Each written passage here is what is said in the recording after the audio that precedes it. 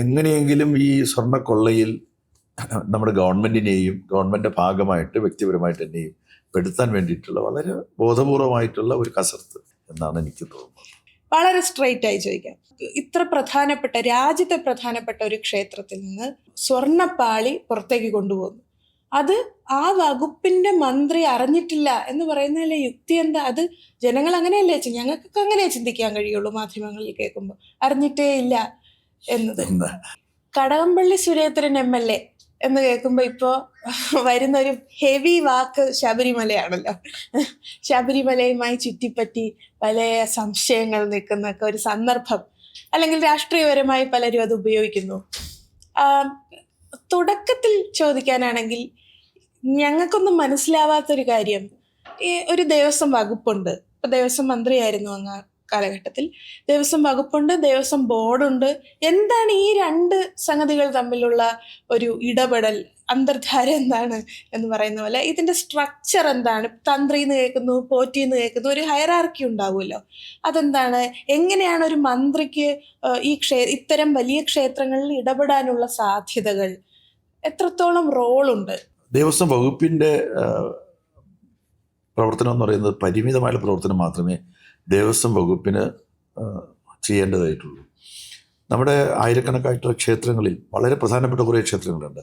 ആ ക്ഷേത്രങ്ങളിലൊക്കെ നടക്കുന്നതായിട്ടുള്ള ഉത്സവങ്ങൾ, ആഘോഷങ്ങൾ, അതെല്ലാം തന്നെ നന്നായിട്ട് നടത്താൻ വേണ്ടിയിട്ട് ആവശ്യമായിട്ടുള്ള ക്രമീകരണങ്ങൾ ചെയ്യുക, വിവിധ ഡിപ്പാർട്ട്മെൻറ്റുകളുടെ യോജിപ്പിക്കുക, അവരെ ശരിയായിട്ടുള്ള രൂപത്തിൽ പ്രവർത്തിപ്പിക്കുക. ഇപ്പോൾ സമീപ ദിവസങ്ങളിലാണ് നമ്മുടെ തലസ്ഥാന നഗരിയിൽ തന്നെ നടക്കുന്ന വലിയ പൊങ്കാല മഹോത്സവം ആറ്റുകാൽ നടക്കുന്നത്. ആറ്റുകാൽ പൊങ്കാല മഹോത്സവം നടക്കുമ്പോഴത്തേക്ക് എല്ലാ ഡിപ്പാർട്ട്മെൻറ്റുകളുടെ ഏകോപനം സാധ്യമാക്കാൻ മുഖ്യമന്ത്രി തന്നെ ചെയർ ചെയ്യുന്ന അവലോകന യോഗം ചേരാറുണ്ട്, മന്ത്രിമാർ ചെയർ ചെയ്യുന്ന അവലോകന യോഗം ചേരാറുണ്ട്. അതിൽ വാട്ടർ അതോറിറ്റിക്കാരെ വിളിച്ചിട്ട് കുടിവെള്ളത്തിൻ്റെ പ്രശ്നം അത് പരിഹരിക്കാൻ ആവശ്യമുള്ള കാര്യം ചെയ്യും. അതുപോലെ PWD റോഡുകളെല്ലാം തന്നെ നല്ല മെയിൻ്റനൻസ് നടത്തണമെന്ന് പറയും. കോർപ്പറേഷൻകാരോട് എല്ലാം ക്ലീനിങ് അതിനാവശ്യമുള്ള കാര്യങ്ങൾ ചെയ്യണം, കോർപ്പറേഷൻ റോഡുകൾ വൃത്തിയാക്കണം, ഇങ്ങനെ തുടങ്ങി വൈദ്യുതി പിന്നെ ഇൻട്രപ്ഷൻ ഇല്ലാതെ കൊടുക്കാൻ അവരോട് ആവശ്യപ്പെടും. നമ്മുടെ ഹെൽത്ത് വിഭാഗത്തോട് ഇത്രയും ആളുകൾ വരുന്നതാണ്, അപ്പോൾ നമ്മുടെ സൗകര്യങ്ങൾ മെച്ചപ്പെടുത്തണം. ഇങ്ങനെ ആയിരക്കണക്കായിട്ടുള്ള, പതിനായിരക്കണക്കായിട്ടുള്ള, അല്ലെങ്കിൽ ലക്ഷക്കണക്കിന് ആളുകളാണ് ശബരിമലയിൽ വരുന്നത്. അവർക്ക് ഒരു ബുദ്ധിമുട്ടുണ്ടാകാത്ത തരത്തിൽ ദർശനം സാധ്യമായി നാട്ടിലേക്ക് തിരിച്ചു പോകുന്നതിനാവശ്യമായിട്ടുള്ള ക്രമീകരണങ്ങൾ സർക്കാരിൻ്റെ വിവിധ വകുപ്പുകളുടെ ഏകോപനത്തോടെ സാധ്യമാക്കുക എന്നുള്ളത് മാത്രമാണ് യഥാർത്ഥത്തിൽ ഗവൺമെന്റിന്റെ ഉത്തരവാദിത്വം. അപ്പം ബോർഡിന്റെ ഭരണ സംവിധാനവുമായി ഇടപെടാൻ സർക്കാരിന്, ബോർഡിനെ നിയമിക്കുന്ന ഗവൺമെന്റ് അല്ല. ഇപ്പോൾ 1949 ഒരു കവനന്റ് ഉണ്ട്, ഒരു ആക്റ്റാണത്. രാജഭരണകാലത്ത് നിശ്ചയിക്കപ്പെട്ടിട്ടുള്ള ഒരു ആക്റ്റാണ്.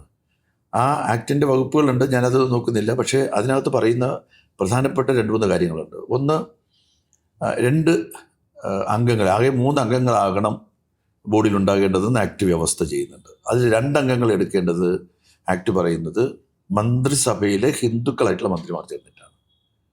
1971 പ്രീ വിപേഴ്സ് നിർത്തലാക്കുന്നത് വരെ ശരിക്കും രാജാവാണ് ഒരാളെ നിശ്ചയിച്ചിട്ടുണ്ടായിരുന്നത്, ഒരാളെ മാത്രമേ ഹിന്ദു മന്ത്രിമാർ നിശ്ചയിച്ചിരുന്നുള്ളൂ. പ്രീ വിപേഴ്സ് നിർത്തലാക്കിയപ്പോൾ രാജാധികാരം കൂടെ ഹിന്ദു മന്ത്രിമാരിൽ നിക്ഷിപ്തമായി. അങ്ങനെ 2 പേരെ ഹിന്ദു മന്ത്രിമാർ നിശ്ചയിക്കും. ഒരു ആളെ നിശ്ചയിക്കുന്നത് നിയമസഭയിലെ ഹിന്ദു MLA-മാരാണ്. ശരിക്കും പറഞ്ഞാൽ അത് നിയമിക്കാനുള്ള അധികാരം പോലും ഗവൺമെൻറ് തീരുമാനത്തിന് അത് വിധേയമല്ലെന്ന് സാരം. ഈ 3 പേര് ചേരുന്നതാണ് ബോർഡ് എന്ന് പറയുന്നത്. പിന്നെ ഈ ബോർഡ് എന്തെങ്കിലും കുറ്റം ചെയ്തെന്നിരിക്കട്ടെ, ഒരു മിസ്കോണ്ടക്റ്റ് ഉണ്ടായി, അത്തരം ഒരു മിസ്കോണ്ടക്റ്റ് ഉണ്ടായാൽ ഗവൺമെൻറ് ഇടപെടാൻ അവകാശമുണ്ടെന്നുള്ളൊരു ക്വസ്റ്റ്യൻ ഉണ്ട്. അവിടെ പോലും അവകാശമില്ല. ഗുരുതരമായിട്ടുള്ള മിസ്കോണ്ടക്റ്റ് ഉണ്ടായാൽ പോലും അത് കോടതിയാണ് അക്കാര്യത്തിൽ ഇടപെടുന്നത്. ആദ്യം ഒരു സിംഗിൾ ബെഞ്ച് പ്രഥമ ദൃഷ്ട്യാ അതിന് കേസുണ്ടോ, ഈ പറയുന്ന അത് വാസ്തവമാണെന്ന് പരിശോധിക്കും. വാസ്തവമാണെന്ന് പറഞ്ഞാൽ ഡിവിഷൻ ബെഞ്ചിലേക്ക് അത് അയക്കും. ഡിവിഷൻ ബെഞ്ച് വിവിധ തലത്തിലുള്ള അന്വേഷണം നടത്തി ശിക്ഷ വിധിക്കും. അതാണ് നടക്കുന്നത്. ഇനി കണക്കുകൾ പരിശോധിക്കാൻ ഗവൺമെൻറ്റിന് അവകാശമുണ്ടോ? ഇപ്പോൾ ഓഡിറ്റ് ഉണ്ടല്ലോ, ഓഡിറ്റർ നിശ്ചയിക്കുന്നത് പോലും ഹൈക്കോടതിയാണ്. ഓഡിറ്റ് ചെയ്യുന്ന കണക്കുകൾ അവർ സമർപ്പിക്കേണ്ടത് ഹൈക്കോടതിയുടെ ഡിവിഷൻ ബെഞ്ചിനാണ് സമർപ്പിക്കേണ്ടത്. ഈ രൂപത്തിലാണ് നമ്മുടെ ദേവസ്വം ബോർഡിൻ്റെ പ്രവർത്തനങ്ങൾ നടക്കുന്നത്. ഇതൊന്നും യഥാർത്ഥത്തിൽ അറിയാതെയാണ് ദേവസ്വം വകുപ്പ് എന്ന് പറയുന്നത് നമ്മുടെ സംസ്ഥാനത്ത് ഇതര വകുപ്പുകൾ പോലെ മന്ത്രിമാർ കൈകാര്യം ചെയ്യേണ്ടതാണെന്നുള്ള ധാരണയിൽ ചില ആളുകൾ അത് ഒരുപക്ഷെ ആ വകുപ്പിന്റെ പേരിന്റെ പ്രശ്നം തന്നെ ആയിരിക്കാം. ദേവസ്വം വകുപ്പ് എന്ന് പറയുമ്പോൾ ഒരു അധികാരം ദേവസ്വം ബോർഡിന് മേലുണ്ട് എന്ന് തോന്നിപ്പിക്കുന്നു. വളരെ പരിമിതമാണ്, വളരെ വളരെ പരിമിതമാണ്. സത്യത്തിൽ ഒരു ഫെസിലിറ്റേറ്ററുടെ അധികാരം മാത്രമേ ദേവസ്വം. പക്ഷെ അങ്ങ് പല തവണ ശബരിമലയിൽ പോയിട്ടുണ്ടല്ലോ, നേരിട്ട് സന്ദർശിച്ചിട്ടുണ്ട് മന്ത്രിയായിരുന്ന സമയത്ത്. നിശ്ചയമായിട്ടും മന്ത്രിമാര് പോകണം. മുഖ്യമന്ത്രി പോലും വന്നിട്ടുണ്ട് അവിടെ. VS മുഖ്യമന്ത്രിയായിരുന്ന സമയത്ത് VS അങ്ങ് മല കയറി മുകളിൽ വന്നിട്ടുണ്ട്. പിണറായി വിജയൻ മുഖ്യമന്ത്രിയായതിനു ശേഷം അദ്ദേഹം മല കയറി അവിടെ വന്നിട്ടുണ്ട്. അതെല്ലാം തന്നെ കുറ്റമറ്റ ഒരു തീർത്ഥാടന കാലം ആക്കി തീർക്കുന്നതിന് വേണ്ടിയിട്ടുള്ള ഗവൺമെന്റിന്റെ ഉത്തരവാദിത്വത്തിന്റെ ഭാഗമായി അവർ വരുന്നതാണ്. ദേവസ്വം മന്ത്രി നിശ്ചയമായിട്ടും ഒരു തീർത്ഥാടന കാലത്തിനിടയിൽ 4-5 പ്രാവശ്യം അവിടെ പോയി പറ്റുള്ളൂ. 45 ദിവസമുണ്ട്. ഈ 45 ദിവസത്തിനിടയിൽ ഒരു 10 ദിവസം കൂടുമ്പോഴോ 15 ദിവസം കൂടുമ്പോഴോ അവിടെ പോയി കാര്യങ്ങൾ അന്വേഷിക്കുകയും അത് പരിശോധിച്ച് എന്തെങ്കിലും വീഴ്ചകളുണ്ടെങ്കിൽ അതെല്ലാം ക്രമീകരിക്കുകയൊക്കെ ചെയ്യേണ്ടത് ദേവസ്വം മന്ത്രി എന്നുള്ള നിലയിൽ മന്ത്രിയുടെ ഉത്തരവാദിത്വമാണ്. അങ്ങനെ ഞാൻ ധാരാളമായിട്ട് അവിടെ പോയിട്ടുണ്ട്. അതെല്ലാം തന്നെ ക്രമീകരിച്ചിട്ട് ആ പീരീഡിൽ അങ്ങനെ വലിയ വീഴ്ചയൊന്നും വന്നിട്ടില്ല എന്നാണ് എനിക്ക് തോന്നിയിട്ടുള്ളത്. അപ്പൊ അങ്ങ് പറഞ്ഞതിൽ നിന്ന് മനസ്സിലാക്കേണ്ടുന്നത് ശബരിമല വിഷയം ആയി ബന്ധപ്പെട്ടുള്ള കാര്യങ്ങൾ നടക്കുമ്പോൾ പോലും അങ്ങയുടെ മന്ത്രിയായിരുന്ന കാലഘട്ടത്തിൽ നേരിട്ടുള്ള ഇടപെടൽ ഒന്നും തന്നെ ആ സമയത്ത് നടത്തേണ്ടതായി വന്നിട്ടില്ല, അതിന്റെ കാര്യവും ഉണ്ടായിരുന്നില്ല, നടത്തിയിട്ടില്ല എന്നതാണ്. ഇവിടെ ആചാരം അനുഷ്ഠാനം, ഓരോ അമ്പലത്തിനും ഒരു പ്രത്യേകതയുള്ള ആചാരാനുഷ്ഠാനങ്ങളുണ്ട്. അതെല്ലാം തന്നെ അതിലൊന്നും തന്നെ ഗവൺമെന്റിനോ വകുപ്പിനോ യാതൊരു കാര്യവുമില്ല, മന്ത്രിക്കൊരു കാര്യവുമില്ല. ശബരിമലയിലും അങ്ങനെ തന്നെയാണ്. നമ്മൾ ചിലപ്പോൾ കാഴ്ചക്കാടുകളോട് എടുത്തിട്ടുണ്ട്. ഉദാഹരണത്തിന് ഇപ്പോൾ പ്രധാനപ്പെട്ട ശാന്തി നിയമനം, അതൊരു ഞറുക്കെടുക്കുന്ന, ആദ്യം എന്തോ ഒരു പരീക്ഷയോ അങ്ങനെ എന്തോ ഉണ്ട്, അത് കഴിഞ്ഞിട്ട് വരുന്ന കുറേ പേരുകളിട്ട് നറുക്കെടുക്കുന്ന ആ ദിവസം മിക്കവാറും വകുപ്പ് മന്ത്രി അവിടെ ഉണ്ടാവും. കാര്യം അത് 1ാമത്തെ ദിവസമാണ്. അപ്പോൾ വകുപ്പ് മന്ത്രിയുടെ സാന്നിധ്യം ഉണ്ടാവും. അവിടെ ഞറുക്കെടുക്കുന്നത് ഒരു പെൺകുട്ടി ആയിരിക്കും, ചെറിയൊരു കുട്ടിയാണ് ഞറുക്കെടുക്കുക. ആ നറുക്കെടുക്കുന്ന ചടങ്ങിൽ കൂടെ പങ്കെടുക്കാം, അത് കാണാം.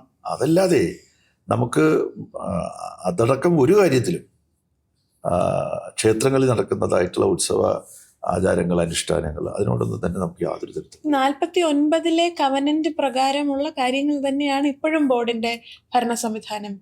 അത് തന്നെയാണ് അതിന്റെ ഭരണ സംവിധാനം തന്നെയാണ്. ശരി. അപ്പോൾ എന്നാൽ നേരിട്ട് ഒരു വിഷയത്തിലേക്ക് വരാം. ഈ പോറ്റിയുമായി ബന്ധപ്പെട്ട ഉണ്ണികൃഷ്ണൻ പോറ്റി, അദ്ദേഹത്തിന്റെ വീട്ടിൽ അങ്ങ് സന്ദർശിക്കുന്ന സാഹചര്യം ഉണ്ടായിട്ടുണ്ട്. അദ്ദേഹവുമായി ഇടപെടേണ്ടി വന്ന, മന്ത്രിയായതുകൊണ്ട് ഇടപെടേണ്ടി വന്ന സാഹചര്യങ്ങൾ ഉണ്ടായിട്ടുണ്ടാവാം. അദ്ദേഹവുമായുള്ള ഫോട്ടോ പുറത്തു വന്നിട്ടുണ്ട്.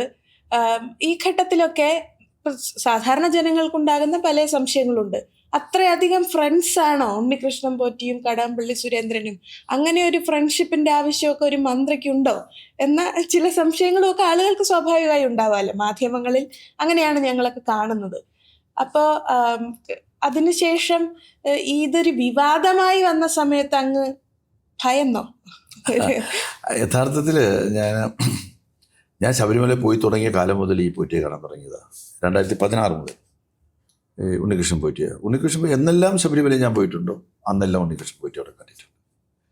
സത്യത്തിൽ 2025 ഈ ഒരു വിവാദ വാർത്ത വരുന്ന ദിവസം വരെ, ആ നിമിഷം വരെ എനിക്ക് പോറ്റിയെ സംബന്ധിക്കുന്ന ധാരണ എന്ന് പറയുന്നത് ഒരു 100% പെർഫെക്റ്റ് ആയിട്ടുള്ള, സത്യസന്ധനായിട്ടുള്ള ഒരു അയ്യപ്പ ഡിവോട്ടിയായിട്ടാണ്. അതെ, ധാരണ, എൻ്റെ അപ്പോഴത്തെ ധാരണ. ഞാനത് പരസ്യമായിട്ട് മാധ്യമങ്ങളോട് പറഞ്ഞിട്ട് എൻ്റെ ധാരണ അതായിരുന്നു. കാരണം അല്ലാതെ ഡിവോട്ടിയായിട്ടല്ലാതെ ഒരു ഘട്ടത്തിൽ പോലും എനിക്ക് അയാളെ കാണാൻ കഴിഞ്ഞിട്ടില്ല, കാണേണ്ട കാര്യം ഉണ്ടായിട്ടില്ല. അയാൾ തിരുവനന്തപുരത്തുകാരനാണ്, നമ്മുടെ കിളിമാനൂരിനടുത്ത് ഒരു പ്രദേശത്ത് താമസിക്കുകയാണ്. അപ്പോൾ അങ്ങനെ ഇരിക്കുമ്പോഴാണ് അയാൾ എപ്പോഴും കാണാറുണ്ട്, സംസാരിക്കാറുണ്ട്. അവിടെ ചെല്ലുമ്പോഴത്തേക്ക് ചിലപ്പോൾ ഞാൻ താമസിക്കുന്നതായിട്ടുള്ള ഗസ്റ്റ് ഹൗസിൽ വന്ന് കാണാറുണ്ട്.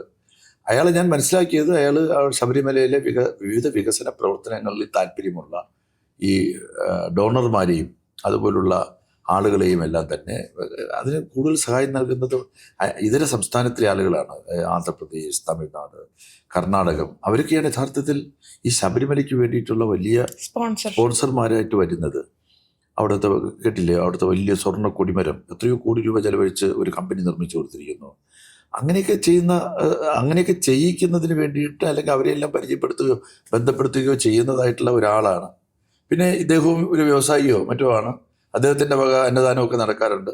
അദ്ദേഹത്തിൻ്റെ വക അന്നദാനത്തിന് ക്ഷണിക്കാനായിട്ടാണ് ആദ്യമായിട്ട് എന്നെ വിളിക്കുന്നത്. ഞാനവിടെ ചെല്ലുന്ന 1-ാം തീയതിയിലെ ദിവസമായിരുന്നു. അന്നാണ് അന്നദാനം തുടങ്ങുന്നത്. അന്നദാനം വിളമ്പി കൊടുക്കണമെന്ന് പറഞ്ഞ്, അത് സന്തോഷമുള്ള ഒരു കാര്യമായതുകൊണ്ട് നമ്മളത് പോയി വിളമ്പി കൊടുക്കുകയും വിളമ്പി കഴിക്കുകയൊക്കെ ചെയ്തിട്ടുണ്ടായിരുന്നു. അപ്പം അന്ന് മുതൽ എന്നെല്ലാം അവിടെ പോയിട്ടുണ്ട്. അപ്പോഴെല്ലാം ഇദ്ദേഹത്തെ കാണാതെ വളരെ നമ്മൾ കാണുമ്പോഴത്തേക്ക് വളരെ ഈ ചിത്രത്തിൽ കാണുന്ന പോലെ തന്നെയാണ്. നമുക്ക് വേറെ എന്തെങ്കിലും സാധുവായിട്ടുള്ള ഒരു നമ്പൂതിരി എന്നുള്ള നിലയിലല്ലാതെ എന്തെങ്കിലും തരത്തിൽ ഒരു കുഴപ്പം പിടിച്ച ഏതെങ്കിലും തരത്തിൽ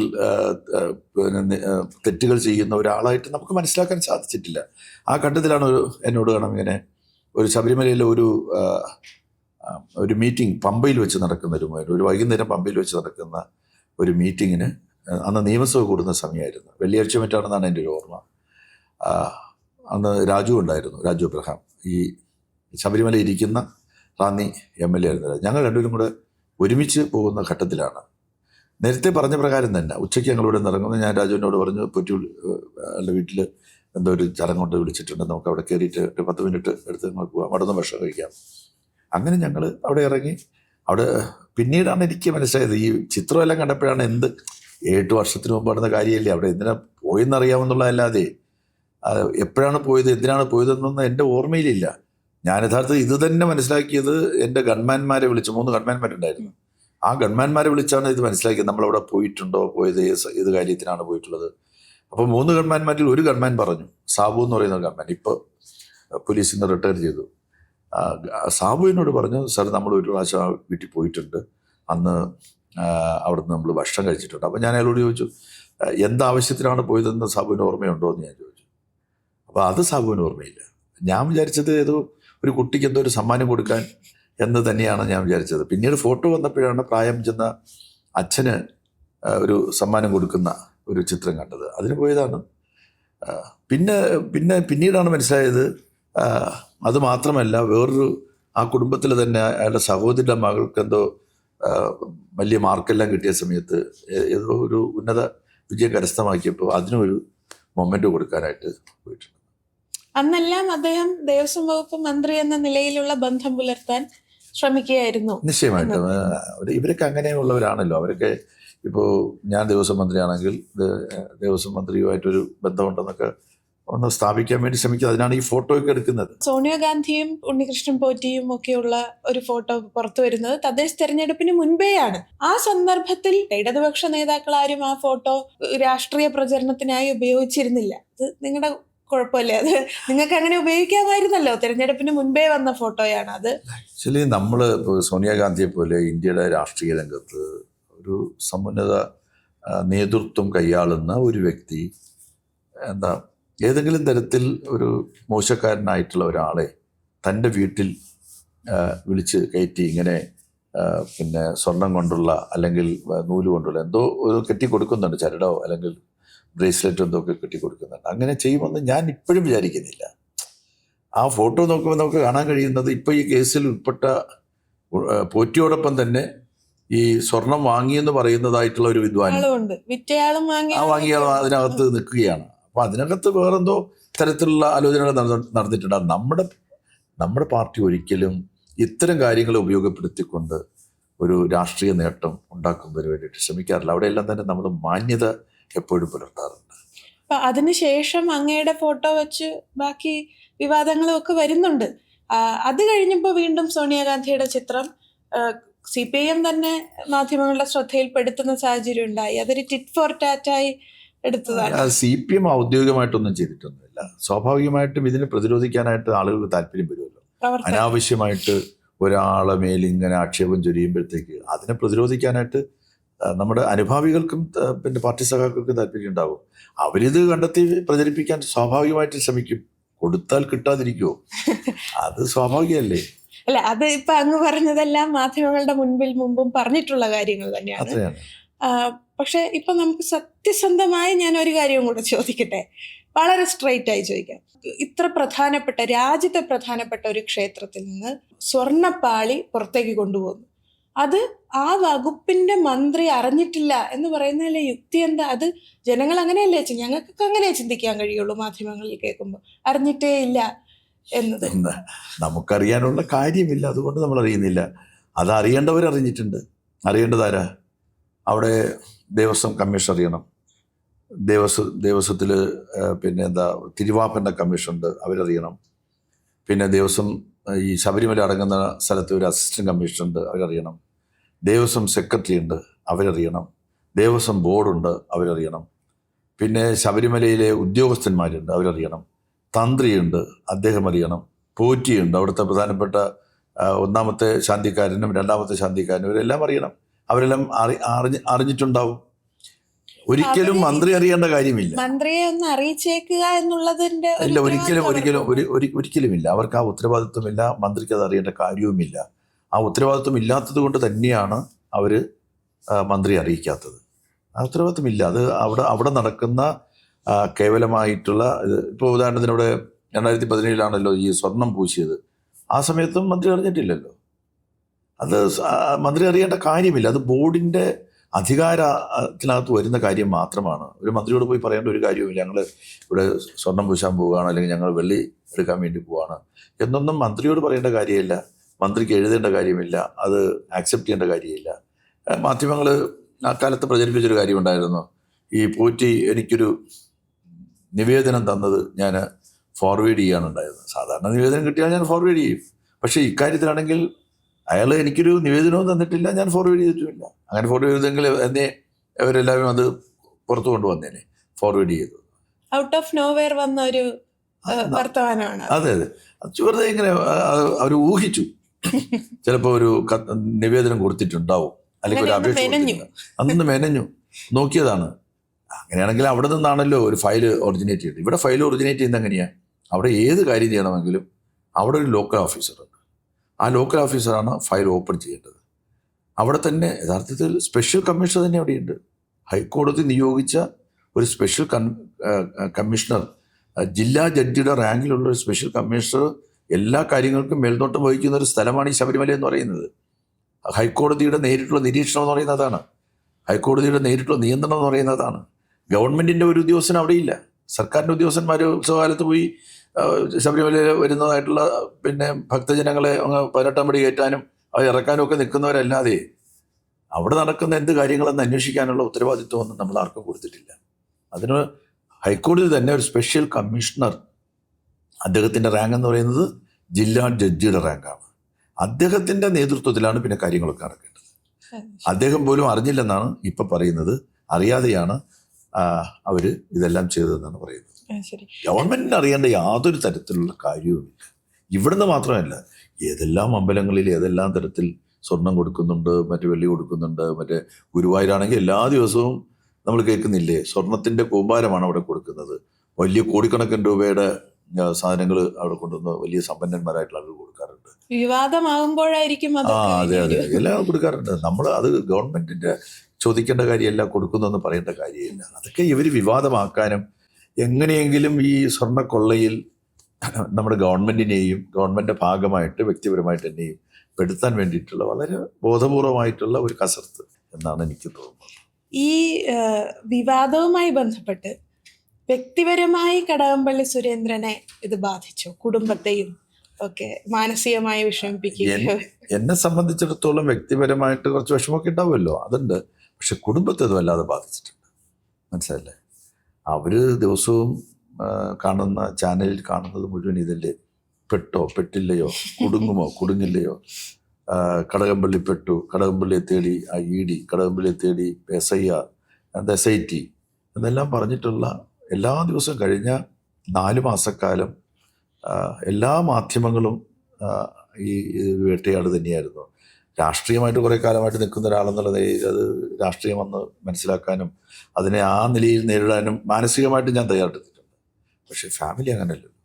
അവർക്ക് വലിയ വിഷമം ഉണ്ടായിട്ടുണ്ട്. അവരും മക്കളും എല്ലാവരും വലിയ പ്രയാസത്തിലാണ്. കേരളത്തിൻ്റെ വളരെ പ്രധാനപ്പെട്ട രാഷ്ട്രീയ ഘട്ടങ്ങളിൽ എല്ലാം, രാഷ്ട്രീയ ചരിത്രത്തിലെല്ലാം അങ്ങ് സജീവ രാഷ്ട്രീയ പ്രവർത്തകനായിരുന്നു. ഇപ്പം അടിയന്തരാവസ്ഥയുടെ കാര്യം അങ്ങ് പറഞ്ഞു.